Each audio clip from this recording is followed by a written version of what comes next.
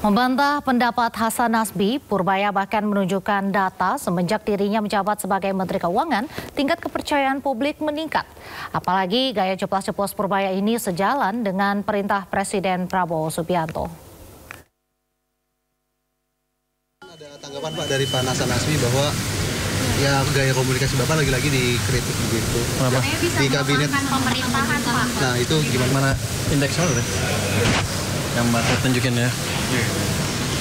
Saya gambar. Itu saya selalu pakai survei ke masyarakat. Apakah saya mengurangi kepercayaan masyarakat pemerintah apa tidak? Kalau dari angka kita yang terakhir, ini baru keluar angka bulan survei bulan Oktober dari dulu dan anak saya, tapi sekarang di surveinya dilakukan oleh LPS. Ini indeks kepercayaan masyarakat ke pemerintah. Kalau jatuh seperti ini keadaan buruk. Kalau sana bagus. Ini kemarin waktu bulan September, Agustus September itu turun terus, Juli, Agustus September turun terus ke titik terendah sini. Inilah terjadi banyaknya demo. Tapi setelah kita lakukan kebijakan yang mungkin untuk bagian kalangan agak drastis, agak ceplas-ceplos, tapi ini berhasil mengembalikan sentimen masyarakat ke pemerintah. Justru ini levelnya sekarang udah level sama dengan ini. Jadi sudah stabil lagi. Jadi stabilitas pemerintahan amat baik di mata masyarakat. Kecuali di mata orang itu ya. Kenapa? Karena daya belinya juga membaik. Ini daya beli itu yang ini. Ini KPN konsumen nih turun karena ekonomi buruk. Ketika ekonomi bagus, ini ke sana naik lagi. Ini sama ini ada korelasinya. Ketika ekonomi buruk, mereka nggak suka pemerintah. Makanya banyak demo yang besar-besaran. Tapi ketika mulai balik, mereka juga senang ke pemerintah. Jadi sepertinya saya cowboy. Tapi yang saya lakukan adalah mengembalikan kepercayaan masyarakat ke pemerintah. Itu juga atas pemerintah Bapak Presiden. Jadi saya nggak berani gerak sendiri. Jangan dianggap saya cowboy. Saya hanya perpanjangan tangan dari Bapak Presiden. Kira-kira begitu. Dengan versi yang lebih halus malah. Berarti komentar Bapak terhadap beberapa menteri-menteri di jabat Prabowo sendiri itu harus instruksi dari Presiden juga? Saya pernah bilang ke beliau, saya akan pastikan belanjanya tepat waktu. Dia bilang go ahead aja jalan. Kenapa? Karena kita perlu ekonomi yang lebih cepat di triwulan keempat tahun ini. Udah mulai kelihatan kan? Saya harus harapkan ke depan lebih bagus lagi. Saya tidak mencampuri kebijakan mereka ya. Tapi memastikan bahwa penyerapan anggarannya tepat. Karena uangnya kan ada biayanya untuk saya, ada kosnya. Makasih ya. Makasih ya. Sebelumnya, Hasan Nasbi ramai dibicarakan warganet perihal masukannya sesama pemerintah tidak boleh saling tikam terus-menerus di depan umum.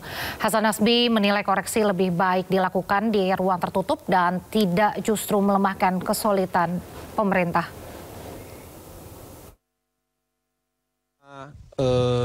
Anggota kabinet sesama pemerintah nggak bisa, kalau menurut saya, baku tikam terus-menerus di depan umum.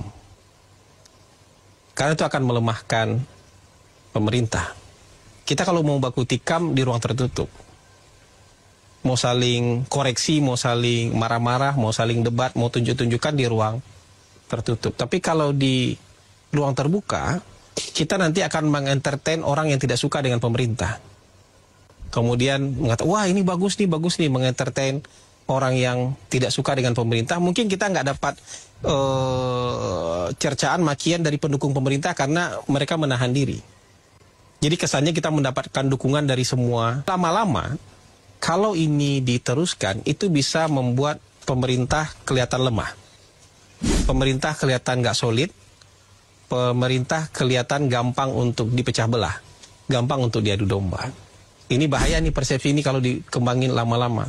Misalnya menteri berantem sama gubernur. Itu mungkin hari ini kita melihatnya jadi hiburan. Nggak apa-apa sementara. Karena waktunya masih sebentar. Tapi kalau lama-kelamaan orang akan melihat ini sebagai ketidaksolidan pemerintah. Padahal soliditas pemerintah itu penting sekali. Konsolidasi kekuasaan itu penting sekali. Jadi nggak bisa berlarut-larut kayak gitu. Maksudnya kalau ceplas-ceplosnya mengenai atau kelugasan itu mengenai kebijakan dan lain-lain nggak apa-apa. Tapi kalau saling melemahkan antar pejabat. Purbaya versus everybody. Menteri Keuangan Purbaya kembali menuai kritisi kini dari mantan Kepala PCO Hasan Nasbi soal gaya komunikasinya yang ceplas-ceplos dan dinilai bisa melemahkan pemerintah. Apakah benar demikian? Kita akan membahasnya bersama dengan anggota Komisi 11 DPR RI, Kamru Samad. Ya, Pak Kamru Samad, ini kan sebelumnya Pak Hasan Nasbi ini sempat memberikan statement bahwa gaya komunikasi Pak Purbaya ini bisa melemahkan soliditas pemerintah. Apakah Bapak setuju dengan pernyataan Hasan Nasbi tersebut? Mbak Nadia, sebetulnya yang terpenting untuk mengukur sebuah keberhasilan atau yang menjadi KPI setiap menteri itu adalah kebijakannya, program kerjanya, implementasi daripada rencana yang sudah disusun antara pemerintah, kementerian dan lembaga dengan DPR. Nah, kita sekarang sudah berada di kuartal ketiga, keempat di 2025. Tinggal kita lihat KPI yang sudah ditentukan di bidang fiskal apa saja. Misalnya Direktorat Perimbangan Keuangan Daerah. Sejauh mana serapan TKD, transfer keuangan daerah, yang sudah diberikan oleh pemerintah pusat kepada daerah-daerah, pemerintah kabupaten, dan pemerintah provinsi. Itu yang diangkat oleh Menteri Keuangan, Bapak Purbaya. Dan itu menurut saya positif. Positif dan tepat. Kenapa? Karena kita dari dulu menggaungkan adanya spending better. Jadi belanja APBN yang berkualitas. Berkualitas itu ada syarat waktu. Bukan hanya syarat prosedur, bukan hanya syarat manfaat saja. Bagaimana bisa berkualitas kalau belanjanya di kuartal keempat? Berarti lebih pada mengandalkan serapan APBN yang penting habis. Tidak lagi memenuhi syarat belanja berkualitas. Nah, itu diangkat dengan gaya komunikasi beliau. Tapi substansinya udah benar karena salah satu bottlenecking, pelambatan pergerakan sektor real di daerah-daerah itu adanya dana transfer keuangan daerah yang mengendap di industri keuangan. Apakah itu di perbankan atau di industri keuangan lainnya. Begitu Mbak Nadia mengukurnya kalau saya. Nah Pak, terkait dengan TKD yang mengendap ini, tapi apakah memang DPR sendiri sudah melakukan evaluasi terhadap klaim yang disampaikan Pak Purbaya itu? Apa memang itu benar? Ya, kita selalu melakukan evaluasi. Jadi ada mekanisme evaluasi DPR dengan pemerintah itu di setiap semester. Kita melakukan evaluasi. Lalu kemudian ada evaluasi triwulanan dan juga ada pengawasan dilakukan baik secara langsung pada saat reses maupun pengawasan dilakukan pada saat waktu-waktu tertentu di mana masyarakat menyampaikan aspirasinya. Nah, ini semuanya yang kita sinkronize dengan kebijakan. Berikutnya, Pak Purbaya mengatakan akan memberantas penyelundupan ilegal, ya, para yang memasukkan barang-barang impor secara ilegal. Itu menurut saya kebijakannya sangat penting karena misalnya di industri garmen, Mbak Nadia, kalau penyelundupan itu betul-betul bisa dihentikan oleh Menteri Keuangan Purbaya, itu bisa industri hilir kita di tekstil, industri garmen kita seperti di Tasikmalaya, ya, di berbagai daerah yang kemudian mereka mengisi pasar Tanah Abang. Sekarang kan mereka bergeser dalam 5 tahun. Bahkan lebih terakhir ini di Tanah Abang diisi oleh barang-barang sebagian besar impor, Mbak Nadia. Nah, kenapa bisa seperti itu? Karena ada barang-barang yang masuk secara ilegal. Nah, ini positif sekali buat perekonomian nasional, buat industri rumahan. Jadi mukena, jilbab, dan seterusnya. Itu yang berasal dari home industry yang ada di Jawa Barat, Jawa Tengah, itu bisa bangkit lagi kalau benar-benar Menteri Keuangan ini sungguh-sungguh. Nah, terus mana lagi kebijakannya Mbak Nadia yang diperdebatkan? Coba sampaikan ke saya, kita coba diskusi gitu. Ya baik, ada beberapa ya, misalnya saja seperti terkait dengan gas LPG, lalu juga terkait dengan utang kereta cepat Wush, dan memang yang cukup menimbulkan polemik ini terkait dengan TKD yang mengendap, karena banyak beberapa gubernur yang mengatakan bahwa tidak sesuai dana yang mengendap yang di data dari Pak Purbaya tersebut. Nah ini apakah akan berdampak buruk atau bagaimana nih Pak ke depannya? Oh iya, kalau terus mengendap akan berdampak buruk. Kalau sumber datanya Bank Sentral, Mbak Nadia, Bank Indonesia itu pasti valid, bisa dipertanggungjawabkan. Ya, karena sistem pembayaran nasional kita itu dikendalikan oleh Bank Sentral, Bank Indonesia. Jadi seluruh industri keuangan, Mbak Nadia, itu di dalam sistem pembayarannya itu dikendalikan oleh Bank Indonesia, Bank Sentral. Jadi bisa divalidasi data itu. Sudah pasti tervalidasi kalau sumbernya Bank Indonesia. Apakah dia berada di ujung timur sana atau di ujung barat Indonesia, pasti tetap bisa tervalidasi. Ya Pak Kamru Samad, ini pernyataan Pak Purbaya ini kan kerap dianggap menyinggung lintas sektor ya, dan jadinya berdampak pada argumen perdebatan argumen. Nah ini apakah akan berdampak ke depannya pada koordinasi antar lembaga? Ya ini kan alam demokrasi namanya ya Mbak Nadia. Jadi jangankan kebijakan, statement pejabat negara itu memang menjadi rujukan yang selalu diperdebatkan oleh berbagai pihak, yang itu menurut saya sah-sah saja. Tetapi tentu kalau menyangkut masalah internal, kewenangan kementerian dan lembaga masing-masing, itu memang sepatutnya koordinasinya di internal, di rapat koordinasi tentunya ya. Tapi terlepas dari itu semua, saya melihat beberapa hal yang menyangkut substansi ya. Menyangkut substansi, menurut saya on the right track yang disampaikan oleh Pak Purbaya. Artinya menjadi harapan kita semuanya supaya TKD yang mengendap di perbankan atau di industri keuangan itu bisa diserap, menggerakkan ekonomi di daerah-daerah. Yang kedua, menyangkut pembiayaan proyek kereta api cepat Jakarta-Bandung, itu semuanya ada dasar hukumnya, ada koridornya. Kalau dia B2B, maka sudah benar Pak Purbaya tidak perlu dibiayai oleh APBN karena dia B2B. Nah, lembaga mana yang relevan untuk B2B-nya? Ya, karena waktu itu adalah BUMN, maka sekarang dibawa Badan Pengelola BUMN atau Badan Pengatur BUMN atau bersama-sama dengan Danantara. Nah, jadi tetapi Pak Purbaya tentu harus yang seperti ini harus sebaiknya disampaikan dalam tingkatan rapat koordinasi atau rakor di tingkat menteri.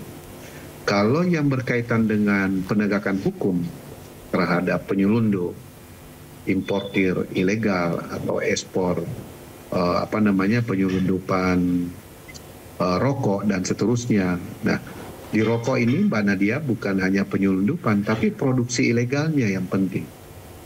Produksi ilegal itu di hulunya sudah merugikan negara karena tidak memiliki cukai rokok. Bahkan mungkin cukai rokok yang dipakai itu cukai rokok yang bukan resmi yang dikeluarkan oleh pemerintah. Nah, di hulunya. Jadi harus ada penindakan di hulunya, harus ada pencegahan di hulunya. Di hilirnya, tadi itu penyelundupan, ekspor berbagai jenis-jenis produk rokok ilegal. Termasuk pakaian bekas, pakaian jadi bekas yang diimpor dari luar. Ini semuanya juga penting untuk ditindak oleh Menteri Keuangan. Dan kita kalau mau menghidupkan industri garment kita, industri tekstil kita, home industri kita di kampung-kampung di Tasikmalaya, di Subang, di Purwakarta, di berbagai daerah di Jawa Tengah, di Jawa Timur, atau berbagai daerah lainnya, ya mau tidak mau kita harus penegakan hukum. Karena itu diperlukan leadership Kementerian Keuangan yang decisive, berani mengambil keputusan, dan mau melakukan tindakan cepat dan tepat. Itu Mbak Nadia. Nah, jadi pola kepemimpinan Pak Purbaya ini adalah menurut saya cukup substantif, terlepas dengan cara gaya komunikasinya, tapi ya itu pilihan masing-masing, tetapi kebijakannya menurut saya on the right track. Begitu Mbak Nadia. Baik, kan Pak Kamru Samad mengatakan bahwa kebijakannya ini on the right track ya, walaupun gaya komunikasi mungkin memicu perdebatan antar lembaga atau kementerian, tapi apakah dengan situasi yang nantinya akan ke depannya akan banyak perdebatan ini akan kebijakan Pak Purbaya ke depannya ini jadi tidak mulus gitu Pak? Akan tetap mempengaruhi gitu? Saya kira kita jangan berandai-andai tidak mulus Mbak Nadia. Kita justru mendorong supaya ini seluruh bottlenecking kebijakan bisa betul-betul kita dorong. Kita akan mengalami tantangan yang besar Mbak Nadia. ICOR kita kan 6, sekian kan. Jadi tingkat efisiensi kita itu masih sangat rendah. Ini tantangan kita semua. Karena itu reformasi birokrasi harus terus dilanjutkan. Tata kelola clean and good governance ini betul-betul harus dilanjutkan di semua sektor sendi-sendi pemerintahan. Karena itu kita harus memberi dukungan penuh bagi menteri-menteri yang memang sungguh-sungguh ingin berbuat yang terbaik bagi masyarakat. Nah, yang terpenting juga, yang tidak kalah penting itu adalah respon publik. Jadi kontrol publik. Diperdebatkannya setiap langkah kebijakan melalui statement, itu menurut saya kontrol publik menjadi lebih kuat. Dan memastikan kebijakan itu sudah on the right track, itu lebih baik. Karena kebijakannya, langkahnya, programnya, bahkan statementnya diperdebatkan. Nah, kita melihat dari sisi positifnya Mbak Nadia. Nah, kalau itu terjadi, maka kualitas kebijakan pejabat negara atau menteri-menteri mengambil satu kebijakan itu akan jauh lebih hati-hati, berbasis data yang teknokratik, lalu kemudian perumusan secara komprehensif dan pengawalan dalam implementasi setiap tahapan sehingga memiliki impact positif terhadap ekonomi, terhadap keuangan, terhadap pengangguran, pembuka lapangan kerja, atau peningkatan kualitas hidup masyarakat. Begitu Mbak Nadia. Baik, terakhir Pak, jika suatu saat nih Pak Purbaya akan mengkritisi DPR, nih apakah Bapak siap? Boleh, kami bermitra Pak Purbaya itu sudah lebih dari 5 tahun. Karena beliau kan ketua LPS, ya. Jadi kita sudah biasa berdebat, biasa berdialog, biasa juga berbeda pandangan ketika beliau masih di LPS. Memang beliau selalu based on data berdasarkan survei yang dilakukan secara kontinu dan reguler. Itu mungkin kebiasaan beliau sejak di Dana Reksa, kemudian di KSP, atau mungkin di Kemenko dulu, dan sekarang dulu terakhir di LPS, dan sekarang di Kementerian Keuangan, berbasis surveillance yang dilakukan. Dan itu menurut saya beliau suka karena membuka data-data itu, dan itu kita perdebatkan antara satu dengan yang lain. Kita DPR jangankan dikritik Mbak Nadia, kita ingin dibubarkan oleh masyarakat, dan itu menjadi bahan koreksi yang sangat baik, memberikan pesan yang sangat mendalam supaya setiap anggota dewan kami ini betul-betul sungguh-sungguh mengembang amanat dari masyarakat. Itu menurut saya sudah dan sedang kita hadapi dan alami Mbak Nadia. Baik, berarti kita memang harus lebih berfokus terhadap substansinya dibanding dengan gaya komunikasinya ya Pak. Terima kasih Pak Kamru Samad.